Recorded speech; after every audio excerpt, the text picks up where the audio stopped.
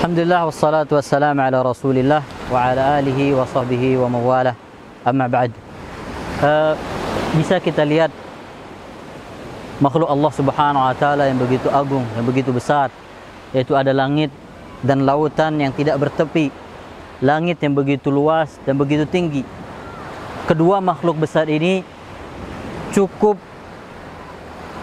memberikan kepada kita pelajaran betapa kita makhluk yang sangat kecil di hadapan makhluk-makhluk Allah Subhanahu wa taala yang begitu besar ini. Kalau kita di hadapan makhluk-makhluk ini, langit, lautan dan yang lainnya dari makhluk Allah Subhanahu wa taala yang begitu besar, kita begitu kerdil, kita begitu kecil. Lalu bagaimana kita di hadapan Allah Rabbul Alamin? Allah Subhanahu wa taala pernah menanyakan kepada kita ketika Allah membandingkan siapa yang lebih besar antara diri kita atau langit.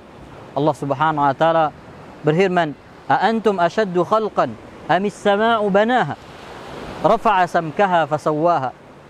A antum ashaddu khalqan?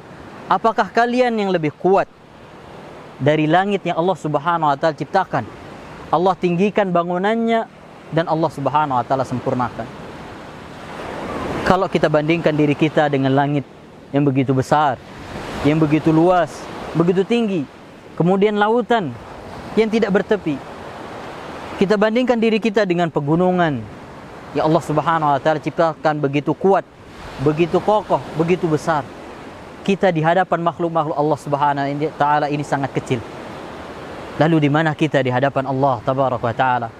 Maka tidak selayaknya seorang mukmin merasa diri sombong, merasa diri tidak butuh kepada Allah Subhanahu wa taala dan menampakkan dirinya atau menampakkan kedurhakaannya kepada Allah Rabbul Alamin.